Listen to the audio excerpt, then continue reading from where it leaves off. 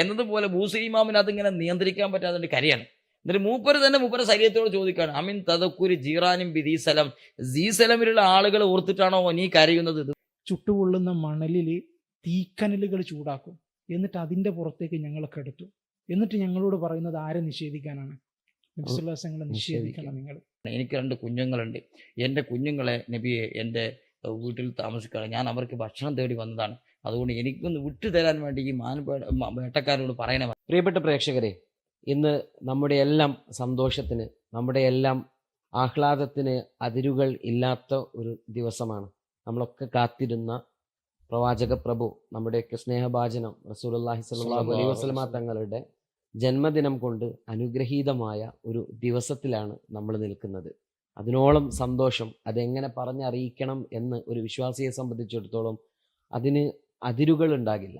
നമ്മൾ പരമാവധി പ്രവാചക സല്ലല്ലാഹു അലൈഹി വസല്ലമ തങ്ങളെ നമ്മൾ സ്നേഹിക്കുക, ആ ചര്യകളൊക്കെ നമ്മൾ ഏറ്റെടുക്കുക. എത്രമാത്രം നമുക്ക് കഴിയുമോ അത്രമാത്രം നമുക്ക് ആ ചര്യ നമ്മുടെ ജീവിതത്തിലേക്ക് എങ്ങനെ കൊണ്ടുവരാൻ സാധിക്കും എന്നത് സംബന്ധിച്ചുള്ള ചെറിയ ഒരു പരിശ്രമത്തിൻ്റെ തുടക്കമാകട്ടെ ഇന്ന് ഈ ദിവസം എന്ന് നമ്മൾ നമ്മളോട് തന്നെ സ്വയം നിയത്ത് ചെയ്തുകൊണ്ട് നമുക്ക് ഇന്ന് കഴിഞ്ഞ 11 എപ്പിസോഡുകളിലും നമ്മൾ പറഞ്ഞത് ഈ ഒരു വിഷയവുമായി ബന്ധപ്പെട്ടുകൊണ്ട് സമൂഹത്തിൽ നടക്കുന്ന പല ചർച്ചകളും അതിൻ്റെ ഇസ്ലാമികമായ യഥാർത്ഥ വിധികളും അതോടൊപ്പം തന്നെ ചില ധാരണകളും തെറ്റിദ്ധാരണകളുമൊക്കെ ക്ലിയർ ചെയ്തുകൊണ്ടുള്ള ഒരു സംസാരമായിരുന്നു നമ്മൾ ഈ ഒരു 12 ദിവസം നീണ്ടു നിൽക്കുന്ന ഈ ഒരു പോഡ്കാസ്റ്റ് എപ്പിസോഡിൽ നമ്മൾ ചർച്ച ചെയ്തിരുന്നതെങ്കിൽ ഇന്നത്തെ ഈ ദിവസം നമ്മൾ അതൊന്നും ചർച്ച ചെയ്യുന്നില്ല. ഇന്ന് നമ്മളെ സംബന്ധിച്ചിടത്തോളം നമ്മൾ പ്രവാചക തിരുമേനി സല്ലല്ലാഹു അലൈഹി വസല്ലമ തങ്ങളുടെ ഇഷ്ക് പറയാനും മദ്ഹ് പറയാനും ഒക്കെ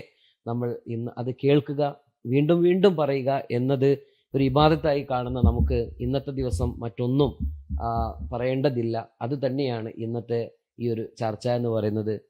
ഉസ്താദെ, നമ്മൾ ഇന്ന് പറഞ്ഞതുപോലെ റബീഉൽ അവ്വൽ 12 നമ്മുടെയൊക്കെ ജീവിതത്തിൽ നമുക്ക് 2 പെരുന്നാളുണ്ട്, ഹജ്ജുണ്ട്, നോമ്പ് കാലമുണ്ട്. അതുപോലെയുള്ള ഒരു ദിവസം കൂടിയാണ് ഇന്നത്തെ ഈ ഒരു ദിവസം എന്ന് പറയുന്നത്. എത്രമാത്രം എങ്ങനെയൊക്കെയാണ് ഈ റബീഉൽ അവ്വൽ 12 അല്ലെങ്കിൽ നബി ദിനം, നമ്മൾ ഈ റബീഉൽ അവ്വൽ മാസത്തെക്കുറിച്ചാണ് 11 ദിവസവും നമ്മൾ പറഞ്ഞത്. നബി ദിനം എങ്ങനെയാണ് നമുക്ക് വ്യത്യസ്തമാകുന്നത്? എങ്ങനെയൊക്കെയാണ് നമ്മൾ ആ ദിവസത്തെ കൊണ്ടാടേണ്ടത്? അൽഹംദുലില്ലാഹ്, അള്ളാഹുവിൻ്റെ അപാരമായ അനുഗ്രഹത്താൽ വിശുദ്ധമാകുന്ന ഈ റബീഉൽ അവ്വൽ ഒരു 12 കൂടി നമുക്ക് സംഗമിക്കാൻ അള്ളാഹു തൗഫീക്ക് നൽകിയിരിക്കുകയാണ്. അതിൽ അള്ളാഹുവിനെ നമ്മൾ സ്തുതിക്കുകയാണ്.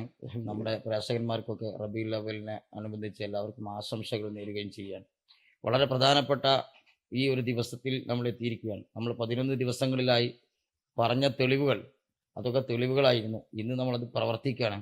ഇതുവരെ നമ്മൾ തെളിവ് പറഞ്ഞ് സ്ഥാപിക്കുകയായിരുന്നു, ഇന്ന് നമ്മൾ പ്രവർത്തിക്കുന്ന ദിവസമാണ്. അപ്പോൾ ഇന്ന് നമ്മൾ നബി സല്ലല്ലാഹു അലൈഹി വസല്ലമ തങ്ങളെ മദ്ഹ് പറയാൻ. അപ്പോൾ അത് പറയുക എന്ന് പറയുമ്പോൾ സ്വാഭാവികമായിട്ടും നബി തങ്ങളുടെ ചരിത്രങ്ങൾ പറയുന്നു, നബി തങ്ങൾ ഇത്തിബാഅ് ചെയ്യുന്നു, നബി സല്ലല്ലാഹു അലൈഹി വസല്ലമ തങ്ങളുടെ സന്തോഷിച്ചുകൊണ്ട് പലതും കൈമാറുന്നു. ഇതൊക്കെയാണ് നമ്മൾ ഇതിനോട് സംഭവിച്ച് ചെയ്യുന്നത്. നല്ല പുതിയ വസ്ത്രങ്ങൾ ധരിക്കുന്നു. പഴയ കാലത്തെ ആളുകളുടെ ചരിത്രത്തിലൊക്കെ കാണാം, അവർ നല്ല വസ്ത്രങ്ങൾ ദയയിൽ പോലും പല ആളുകളും ആശിക്യങ്ങൾ അവർ പുതിയ വസ്ത്രം ധരിക്കൽ. അത് പിന്നെ റബീഉൽ അവ്വൽ 12 ഒരു പുതിയ വസ്ത്രം അടിക്കുക.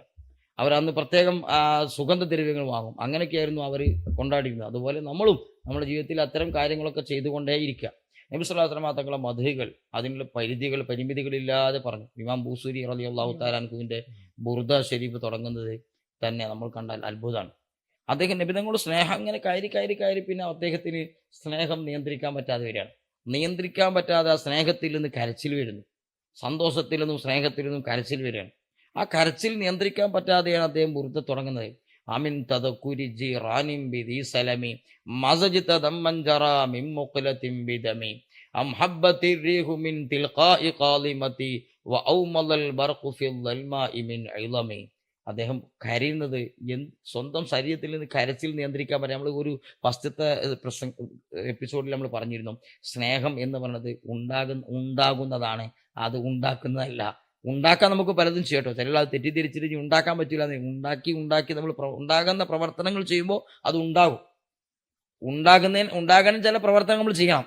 അപ്പോൾ ആ പ്രവർത്തനങ്ങൾ ഇങ്ങനെ ചെയ്യുമ്പോൾ അത് ഉണ്ടാകും. അങ്ങനെ ഉണ്ടായിട്ട് അത് നിയന്ത്രിക്കാൻ പറ്റാതാവും. സ്നേഹം ഉണ്ടായി കഴിഞ്ഞാൽ പിന്നെ അത് ചിലപ്പോൾ പഴയ കാലത്ത് പറഞ്ഞതുപോലെ അടക്കിയാവുമ്പോൾ നമുക്ക് മടി വെക്കാൻ പറ്റും. കവുങ്ങായ പിന്നെ അത് പുറത്തേക്ക് കാണണം, അത് നിയന്ത്രിക്കാൻ പറ്റില്ല. എന്നതുപോലെ ബൂസരി ഇമാമിന് അതിങ്ങനെ നിയന്ത്രിക്കാൻ പറ്റാതെ കരയാണ്.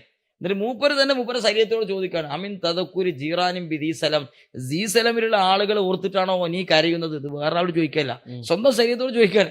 അതാണോ നീ കരയുന്നത്? അല്ലെങ്കിൽ ആ അമിൻ തദക്കുരി ജീറാനും ബിദീസലമി നിന്റെ കൺതടത്തിലൂടെ നീ കണ്ണുനീരിനോട് രക്തമൊലിപ്പിക്കുന്നത്. അപ്പൊ കരച്ചില് പിടുത്തം വിട്ട് രക്തം ഒലിക്കാൻ തുടങ്ങിയിട്ടുണ്ട്. അതുകൊണ്ടാണോ? ആ ഹബ്ബത്തിൻ തിൽക്കായി കാലിമ, അല്ലെങ്കിൽ കാലിമയിൽ നിന്ന് വരുന്ന കാറ്റിനെ ചിന്തിച്ചിട്ടാണോ നീ ഇങ്ങനെ കരയുന്നത്? അങ്ങനെ ഓരോ മദീനയുമായിട്ട് ബന്ധപ്പെട്ട അതിന്റെ പരിസര പ്രദേശങ്ങളിൽ നിന്നുള്ള കാറ്റുകൾ, ജനങ്ങൾ, അവിടുത്തെ ഇടിമിന്നലുകൾ, ഇതൊക്കെ ആലോചിച്ചാണോ കരയുന്നത് എന്ന് പറഞ്ഞിട്ട് മൂപ്പരെ കരച്ചിൽ പിടിക്കാൻ പറ്റാതെ നിൽക്കുക. പിന്നെ മൂപ്പരെ നിയന്ത്രിക്കാൻ പറ്റാത്ത അവസാനം ശരീരത്തോട് പറയാണ് നിർത്തണം, ശരീരത്തോട് കരച്ചിൽ നിർത്തണം. അടുത്ത ബെയ്ത്ത് പിന്നെ അടുത്ത ബെയ്ത്ത് എന്ത് ചെയ്യുന്നു?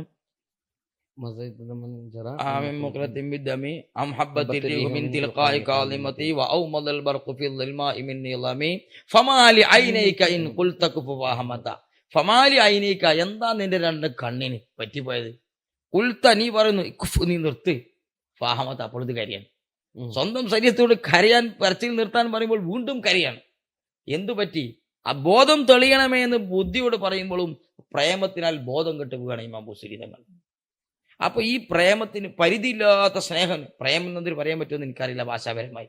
നബിതങ്ങൾ അങ്ങേയത്തെ ഇഷ്ക്, മഹബത്ത്, അത് കൂടിയിട്ട് നിയന്ത്രിക്കാൻ പറ്റാത്ത അവസ്ഥയിൽ. ഇതാണ് മഹാന്മാരുടെ ചരിത്രം പരിശോധിച്ചാൽ കാണാം. അങ്ങനെ നമുക്കും സത്യത്തിൽ നബി സല്ലല്ലാഹു അലൈഹി വസല്ലം തങ്ങളോട് അമിതമായ സ്നേഹം ഉണ്ടാവിച്ചാൽ പലപ്പോഴും ഇല്ല. പക്ഷെ നമ്മൾ മദ്രസയിൽ പഠിപ്പിക്കപ്പെട്ടിട്ടുണ്ട് എന്ത്? എനിക്ക് ഏറ്റവും ഇഷ്ടം മാതാപിതാക്കളെക്കാൾ, ഭാര്യയെക്കാൾ, എല്ലാത്തിനേക്കാൾ അസുഖം സ്നേഹിക്കാണ്. അപ്പോൾ നമ്മൾ പറയും എനിക്കും അതാണ് സ്നേഹം. അത് പറച്ചിലിൽ മാത്രമാണ് ബഹുഭൂരിഭാഗം ആൾക്കാരുണ്ടാവുക, യഥാർത്ഥത്തിൽ ഉണ്ടാവില്ല. നമ്മൾ ആഘോഷിക്കണ്ടെന്ന് പറഞ്ഞതിനെ കുറിച്ച് ഇന്ന് ചർച്ചയില്ല. ആഘോഷിക്കുന്ന കുറിച്ച് ഞാൻ ഉദാഹരണം പറയാം. ഒരാൾ അവന്റെ ഭാര്യയായിട്ട് വിട്ടിക്കുമ്പോൾ ഗൾഫിക്ക് പോകുമ്പോൾ ഓൻ കരുണ കാണാം. ഓൻ കരഞ്ഞിട്ട് പിന്നെ അവൻ അവിടെ പോയിട്ട് പിന്നെ ഗൾഫിൽ പോയാൽ എന്നും ചിലപ്പോൾ വീഡിയോ കോൾ ചെയ്യും, ചിലപ്പോൾ 2 ദിവസം ചെയ്യും, ആഴ്ചയിൽ ഒരിക്കലെങ്കിലും ചെയ്യാത്തൊരു അപൂർവമായിരിക്കും. എന്നിട്ട് അവൻ ഇങ്ങോട്ട് വരാനുള്ള ചിന്ത ഇടക്കിടക്ക് ഭാര്യനെ കുറിച്ച് ചിന്തിക്കാണ്. ഭാര്യ ഒരു ഉദാഹരണം പറയാണ്, ഭാര്യനെ കുറിച്ച് ഇടക്കിടക്ക് ചിന്തിക്കാണ് അവൻ സ്വപ്നത്തിൽ കാണുകയാണ്. പിന്നെ അത് കഴിഞ്ഞിട്ട് ചിലപ്പോൾ 1 വർഷം 2 വർഷം കഴിഞ്ഞ് ചിലപ്പോൾ 10,000, 20,000, 40,000, ലക്ഷമൊക്കെ ചിലവാക്കിയിട്ട് ചിലപ്പോൾ ഭാര്യനൊന്ന് കാണാൻ വേണ്ടി ഇവൻ വരികയാണ്. ഇതൊക്കെ ഭാര്യയുടെ സ്നേഹം കൊണ്ടാണ്. എന്നാൽ നബി സല്ലല്ലാഹു അലൈഹി വസല്ലം തങ്ങളുടെ സ്നേഹം ആലോചിച്ചിട്ട് എപ്പോഴൊക്കെ നമ്മുടെ കണ്ണിൽ നിന്ന് മുസ്ലിമാൻ പറഞ്ഞതുപോലെ കരച്ചിൽ വന്നിട്ടുണ്ടോ? ഭാര്യന്റെ കണ്ണിൽ നിന്ന് കണ്ണുനീര് വന്നിട്ടുണ്ടാവും. റസൂലിനെ ചിന്തിച്ചിട്ട് നമ്മൾ കരച്ചിൽ വന്നിട്ടുണ്ടോ? സ്വപ്നത്തിൽ നമ്മൾ കണ്ടിട്ടുണ്ടോ? നമ്മളെ കരച്ചിൽ എപ്പോഴെങ്കിലും വന്നിട്ടുണ്ടോ? കണ്ണുനീര് വരെ രക്തം അവിടെ നിൽക്കട്ടെ, അതുപോലും വന്നിട്ടുണ്ടോ എന്ന് ചോദിച്ചാൽ പലപ്പോഴും ഇല്ല. ഭാര്യനെ കുറിച്ച് ആലോചിക്കുന്നതിൽ 100 പോലും ചിലപ്പോൾ നബി സല്ലല്ലാഹു അലൈഹി വസല്ലം തങ്ങളൊന്നും ഒറ്റയ്ക്ക് ഇരുന്ന് ആലോചിക്കണില്ല. ആരെങ്കിലും പറയുമ്പോഴോ സന്ദർഭം വരുമ്പോഴോ ആലോചിക്കുന്നുണ്ടാവും. സ്വന്തമായി ഇരിക്കുമ്പോൾ, വെറുതെ ഇങ്ങനെ ഇരിക്കുമ്പോൾ നമുക്ക് റസൂലിന്റെ മനസ്സിലേക്ക് വരിക. ഇങ്ങനെ വരുമ്പോഴാണ് സ്നേഹം ഉണ്ടാകുക. ഇങ്ങനെ വരുമ്പോഴാണ് സ്നേഹം ഉണ്ടാകുന്നതല്ല, സ്നേഹം ഉണ്ടാകുമ്പോൾ ഇങ്ങനെ വരും. സ്നേഹം അമിതമായി വരും, തിരികെ സ്നേഹം ഇല്ല എന്നല്ല, അമിതമായ സ്നേഹം വരുമ്പോൾ ഇങ്ങനെ വന്നുകൊണ്ടേയിരിക്കും. ഇതായിരുന്നു സ്വഹാബക്കളുടെ ഒക്കെ ചരിത്രങ്ങൾ പരിശോധിച്ചാൽ. അവർ എന്തെങ്കിലും ആവശ്യമുണ്ടെങ്കിൽ പെട്ടെന്ന് പോകുന്നു, പിന്നെ വേഗം റസൂലിന് മുന്നിൽ വന്നിരിക്കുന്നു.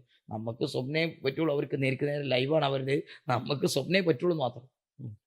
അങ്ങനത്തെ ഒരു സ്നേഹത്തിലേക്ക് എത്താനുള്ള ശ്രമമാണ് നമ്മൾ ജീവിതത്തിൽ ഉടനീളം, പ്രത്യേകിച്ചും ഈ റബീഉൽ അവ്വൽ 12 അന്ന് നമ്മൾ കൂടുതലായി ചെയ്തുകൊണ്ടിരിക്കുന്നത്. അതിന് ഏറ്റവും നമ്മളെ മനസ്സിൽ പറ്റുന്നൊരു സമയമാണ് ഈ സമയം. റസൂൽ ജനിച്ച ദിവസം എന്ന് പറയുമ്പോൾ സ്വാഭാവികം നമുക്ക് കൂടുതൽ ചിന്തിക്കുമല്ലോ.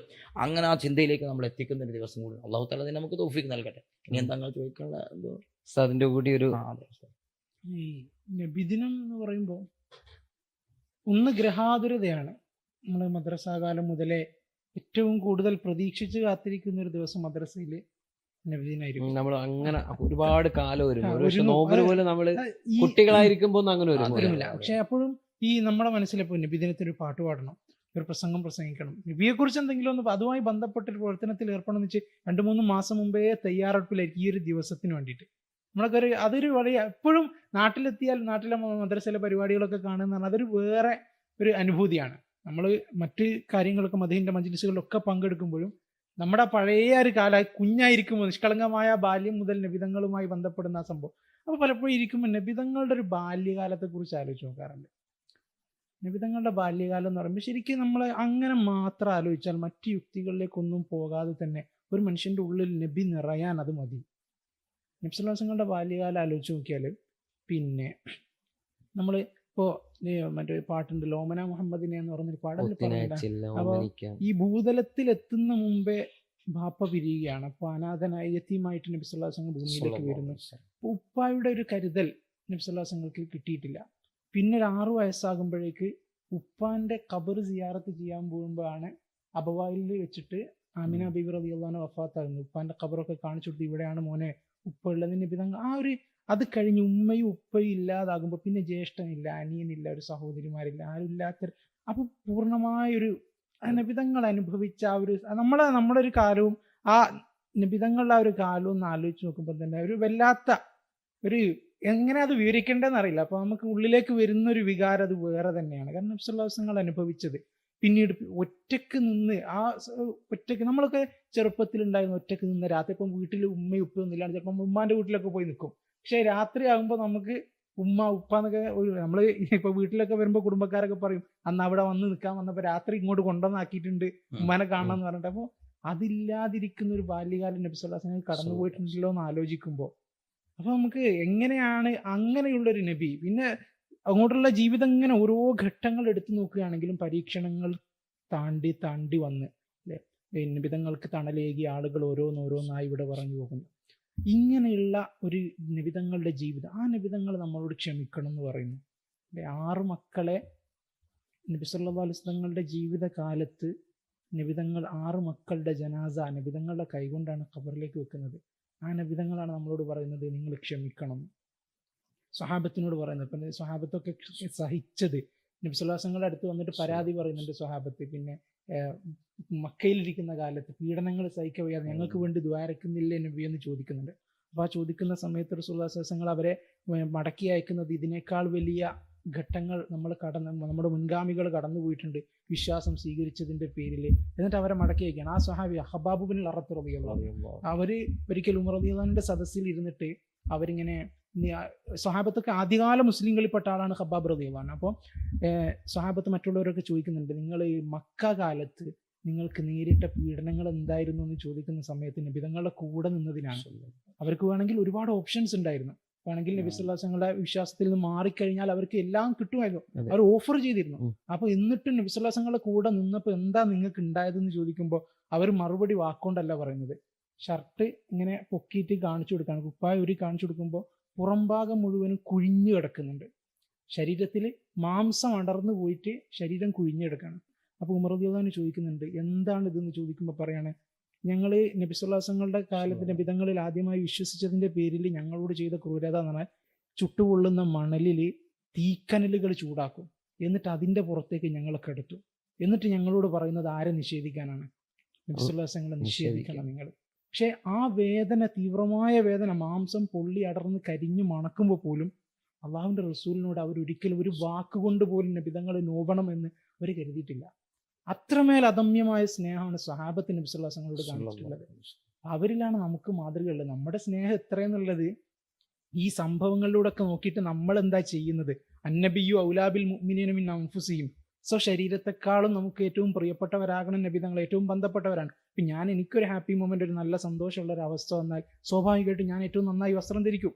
ഇപ്പം ഈ പരിപാടിക്ക് വരാൻ ഞാൻ എൻ്റെ വസ്ത്രങ്ങളുടെ കൂട്ടത്തിൽ ഏറ്റവും നല്ല വസ്ത്രം ഇട്ടാ വന്നത്, കാരണം ഇതൊരു സന്തോഷമുള്ള വേളയാണ്. അപ്പോൾ നമ്മളുമായി ബന്ധപ്പെട്ട് സന്തോഷം വരുന്ന ഒരു വിഷയത്തിൽ നമ്മൾ നല്ല വസ്ത്രങ്ങളും മറ്റൊക്കെ ധരിക്കുന്നെങ്കിൽ നമ്മളെക്കാൾ, നമ്മുടെ ശരീരത്തെക്കാൾ നമ്മൾ സ്നേഹിക്കേണ്ടത് നബിതങ്ങളെയാണെന്ന് പറയുന്നു. എന്നിട്ട് ആ ഒരു ദിവസത്തിൽ വരുമ്പോൾ നമുക്കൊരു പുതിയ വസ്ത്രം ഇടാൻ തോന്നുന്നില്ല, നമുക്ക് അന്ന് ഒരു നല്ല ഭക്ഷണം കഴിക്കാൻ, നമ്മുടെ വീട്ടുകാർക്ക് നല്ല ഭക്ഷണങ്ങൾ ഉണ്ടാക്കി കൊടുക്കാൻ, ഒരു മധുരം വിതരണം ചെയ്യാൻ, നമ്മുടെ ഒരു സന്തോഷം പ്രകടിപ്പിക്കാൻ തോന്നുന്നില്ല എന്ന് പറയുന്നത് നേരത്തെ മറ്റുള്ളവരെ കുറിച്ച് പറഞ്ഞ പോലെ തന്നെ നമ്മൾ നബിയെ സ്നേഹിക്കുന്നു സല്ലല്ലാഹു അലൈഹി വസല്ലം എന്ന് പറയുകയും ചെയ്യുന്നു. എന്നാൽ നമ്മുടെ കർമ്മങ്ങൾ നേരെ വിരുദ്ധമാണെന്നുള്ളതാണ് മനസ്സിലാകുന്നത്. റസൂലുള്ളാഹി തങ്ങളുടെ ഒരു ചരിത്രത്തിൽ എന്നെ സ്ട്രൈക്ക് ചെയ്ത ഒരു വിഷയം, 2 വിഷയങ്ങളാണ്. നമുക്ക് ഒരുപാട് വിഷയങ്ങളിൽ നമ്മൾ ചിന്തിക്കുന്ന ചില 2-3 ഘട്ടങ്ങളുണ്ട്. അതിലൊന്ന് ഈ ബിലാൽ റളിയല്ലാഹു അൻഹു മദീനത്ത് റസൂലിന്റെ മരണശേഷം മദീന വിട്ട് മറ്റൊരു സ്ഥലത്തേക്ക് പോകുന്നു. പിന്നീട് ഉമർ റളിയല്ലാഹു അൻഹു അദ്ദേഹത്തിന് തിരിച്ച് എന്താ ബിലാലെ നീ പോകാത്ത, പിന്നൊന്ന് ബാങ്ക് വിളിക്കാൻ പറയുന്ന ആ ഒരു രംഗവും, അശ്ഹദു അല്ലാ ഇലാഹ ഇല്ലല്ലാഹ് അശ്ഹദു അന്ന മുഹമ്മദ് റസൂലുള്ളാഹി എന്ന ആ മുഹമ്മദ് എന്നിടത്തേക്ക് എത്തുമ്പോൾ ഇടറി പോകുന്ന ഒരു രംഗമുണ്ട്. അപ്പോൾ ഉസ്താദ് പറഞ്ഞ പോലെ തന്നെ ബിലാൽ റളിയല്ലാഹു അൻഹു ഏറ്റ ഒരു പീഡനം ഉണ്ടല്ലോ, ബിലാൽ റളിയല്ലാഹു മോചിപ്പിക്കുന്ന ഒരു രംഗമുണ്ടല്ലോ. അപ്പോൾ ഇത്രയും പീഡനമേറ്റ് റസൂലുള്ളാഹി തങ്ങളോടൊപ്പം മരണം വരെ മദീനയിൽ ബാങ്ക് വിളിക്കുന്നു, തുടരുന്നു. അതിനുശേഷം ആ ഹുബ്ബ് കൊണ്ട് ഇനിയും മദീന വേണ്ട എന്ന് പറയുമ്പോഴുള്ള ആ ഒരു ആഷിക്കിന്റെ ഇഷ്ക് എന്ന് നമ്മൾ വെറുതെ പാട്ട് പറയാറുണ്ട്. ആഷിക്കിന്റെ ഇഷ്ക് നമ്മൾ കാണുന്ന ഒരു സന്ദർഭമാണത്. മറ്റൊന്ന്, നമ്മൾ ഈ കാലഘട്ടത്തിലേക്ക് റസൂലുള്ളാഹി തങ്ങളുടെ ഒരു സന്ദേശം പലരും ഇസ്ലാമിനെ പല തരത്തിൽ വക്രീകരിച്ചു കൊണ്ടിരിക്കുമ്പോൾ ഹജ്ജത്തുൽ വദാഇന്റെ ഒരു പ്രസംഗം വളരെ പ്രബലമാണ്. കാരണം നമ്മൾ ഒരു അതീശത്വം ഇല്ല. നമ്മൾ സാധാരണ നമ്മളെ കുറിച്ച് പറയേണ്ടത്, നമ്മൾ ഒരു കാലത്ത് വലിയ പോക്കിരിയായിരിക്കും, അല്ലെങ്കിൽ നമുക്ക് എല്ലാ സൗകര്യങ്ങളുണ്ട്. അവിടെ നിന്ന് നമ്മൾ നിന്ദ്യരാക്കി ആട്ടി ഓടിക്കപ്പെടുകയാണ്. നീ ഇവിടെ നിൽക്കണം. ഇന്നിപ്പോൾ ഗാസയിലെ ജനങ്ങൾ അനുഭവിക്കുന്നത് പോലെയുള്ള ഒരു പ്രയാസം. അവരെ ആട്ടി ഓടിക്കുകയാണ്, അവരെ ക്രൂരമായി മർദ്ദിക്കുന്നു. അവരുടെ അസ്തിത്വം, അവരുടെ വ്യക്തിത്വം, വിദ്യാഭ്യാസം, സ്വാതന്ത്ര്യം, ജനാധിപത്യം എല്ലാം അടിച്ചമർത്തി ആട്ടി ഓടിപ്പിക്കപ്പെടുകയാണ് റസൂൽ ജനിച്ച നാട്ടിൽ നിന്ന്, മക്കയിൽ നിന്ന്.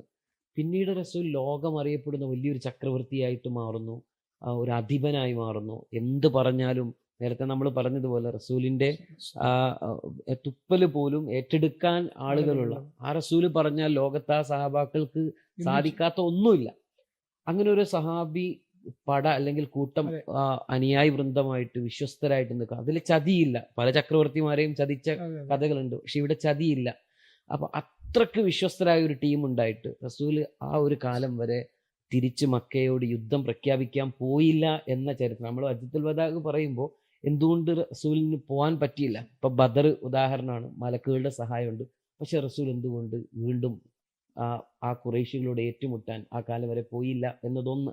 രണ്ട്, പോയ സമയത്ത് റസൂലുള്ളാഹി തങ്ങൾ സല്ലല്ലാഹു അലൈഹി വസല്ലം അവർക്ക് വലിയ മാപ്പ് കൊടുക്കുകയും അവരെ മോചിപ്പിക്കുകയും, ആ ഒരു നമ്മൾ ഇസ്ലാമിനെ വക്രീകരിച്ച് ചിന്തിക്കുന്ന ആളുകൾ ഈ ഒരു പാഠം മാത്രം നൽകുമ്പോൾ നമ്മൾക്ക് യഥാർത്ഥത്തിൽ മക്കം ഫതഹിന്റെ ആ ഒരു തങ്ങൾ നൽകുന്ന ഒരു സന്ദേശം, ഇത് വലിയൊരു സന്ദേശമായിട്ട് നമുക്ക് ഇപ്പോഴും ഉൾക്കൊള്ളാനും അഭിമാനത്തോടു കൂടി പറയാനും കഴിയും എന്നുള്ളതാണ്.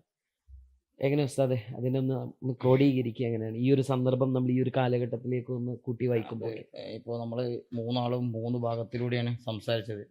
നബി സല്ലല്ലാഹു അലൈഹി വസല്ലം തങ്ങളുടെ മാതൃകാപരമായ വിഷയങ്ങൾ ഏത് വിഷയത്തിലെടുത്താലും ഇങ്ങനെയാണ് എന്നതുകൊണ്ട് അത് ക്രോഡീകരിക്കാൻ മനുഷ്യന് ആസക്തനാണ് എന്നതാണ് യഥാർത്ഥത്തിൽ അതിൻ്റെ യാഥാർത്ഥ്യം. ഏത് വിഷയം നമ്മൾ എടുത്ത് പരിശോധിച്ചാലും ആ ഭാഗത്തിൽ ലഭിതങ്ങളോളം എത്തുന്ന വേറാളുണ്ടാവില്ല എന്ന് മാത്രമല്ല, നമുക്കാർക്കും സാധിക്കാത്ത ഒരു ഘട്ടത്തിൽ ലഭിതങ്ങൾ എത്തിയിട്ടുണ്ടാവും.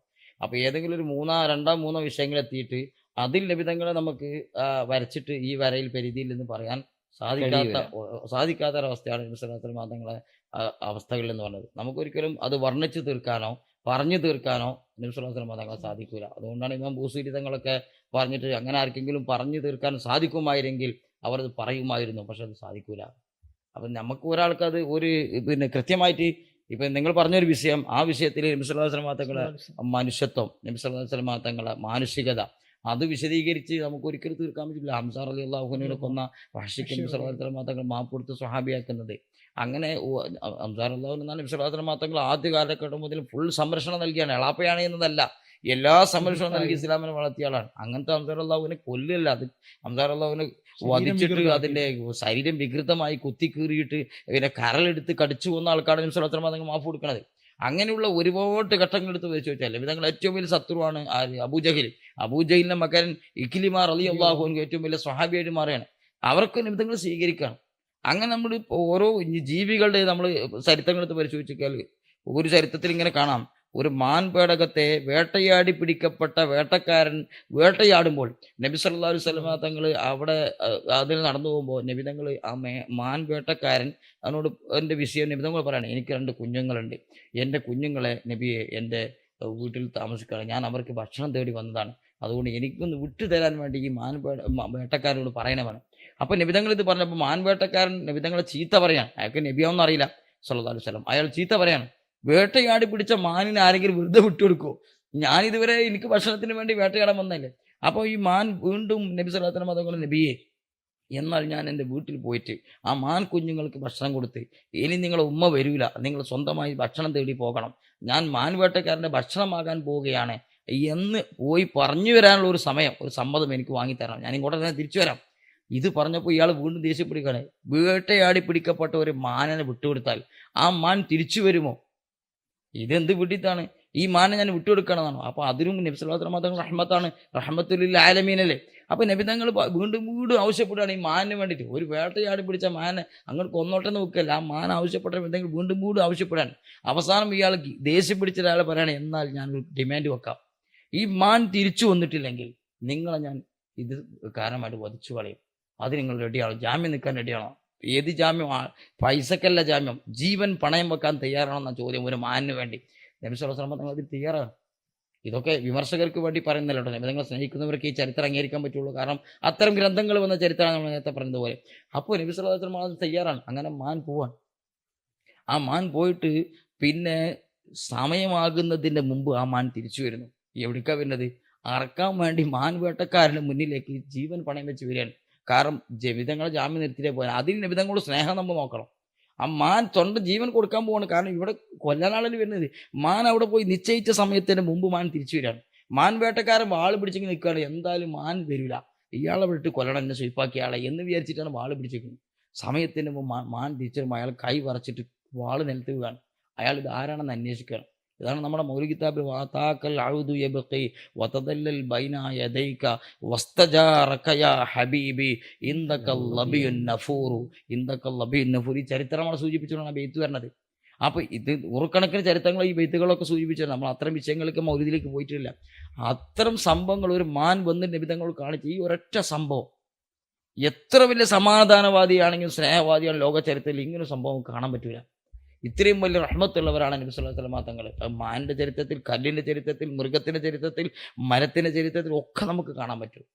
അപ്പോൾ ഇത് നമുക്ക് ഒരിക്കലും പറഞ്ഞു തീർക്കാൻ സാധിക്കുന്ന ഒന്നല്ല, നമുക്ക് ചിത്രീകരിച്ച് തീർക്കാൻ പറ്റുന്നതല്ല. അതുകൊണ്ട് നമുക്കത് പറഞ്ഞ് അവസാനിപ്പിക്കുക എന്നല്ലാതെ അവസാനിച്ചിട്ട് അവസാനിപ്പിക്കാം എന്ന് കരുതിയാൽ നടക്കുന്ന കാര്യമില്ല എന്നർത്ഥം. പ്രിയപ്പെട്ട പ്രേക്ഷകരെ, സത്യമായിട്ടും ഈ ഒരു എപ്പിസോഡ് ഞങ്ങൾ ആരംഭിക്കുമ്പോൾ, സുപ്രഭാതത്തിൻ്റെ പോഡ്കാസ്റ്റ് എന്ന ഒരു പുതിയ സംരംഭം ആരംഭിക്കുമ്പോൾ, കഥകൾ പറയാൻ, കേൾക്കാൻ, സത്യങ്ങൾ മനസ്സിലാക്കാൻ, തിരുത്തലുകൾ ആവശ്യമുള്ളവർക്ക് അത് തിരുത്താൻ, അത് പഠിക്കണമെന്ന് ആഗ്രഹിക്കുന്നവർക്ക് പഠിക്കാൻ ആവശ്യമായ ചില ചെറിയ സംസാരങ്ങൾ മാത്രമാണ് ഞങ്ങൾ ഉദ്ദേശിച്ചതെങ്കിലും 20 മിനിറ്റ് നീണ്ടു നിൽക്കുന്ന സംസാരങ്ങളിൽ ഒരുപാട് പഠിക്കാനും ചിന്തിക്കുവാനുമുള്ള വിഷയങ്ങൾ ഞങ്ങൾ നിങ്ങളുടെ മുൻപിലേക്ക് സമർപ്പിച്ചു എന്ന ഉത്തമ ബോധ്യത്തോടു കൂടിയാണ് ഇന്നത്തെ ഈ ഒരു 12 എപ്പിസോഡുകളും ഈ ഒരു റബീഉൽ അവ്വൽ 12 കൂടി ഇവിടെ സമാപനം കുറിക്കുന്നത്. ഈ 12 ദിവസവും നമ്മുടെ കൂടെ ഉണ്ടായിരുന്നത് ബഹുമാന്യനായ ഉസ്താദ്, ഒരുപാട് ശിഷ്യ സമ്പത്തുകളുള്ള വലിയ ദർസ് നടത്തിക്കൊണ്ടിരിക്കുന്ന വഹാബ് ഹൈത്തമി ഉസ്താദാണ്. ഒന്ന് നമുക്ക് വിശദീകരണം നൽകാനും ഒപ്പം തന്നെ കാര്യങ്ങൾ അവതരിപ്പിക്കാനും നമ്മുടെ കൂടെ ഉണ്ടായിരുന്നത്. ഉസ്താദിൻ്റെ തന്നെ ശിഷ്യനും നമുക്കൊക്കെ വളരെ വേണ്ടപ്പെട്ട, വളർന്നു വന്നുകൊണ്ടിരിക്കുന്ന പ്രിയപ്പെട്ട ജുനൈദ് ഹൈത്തമി ആണ് രണ്ടാമത്തെ ആൾ.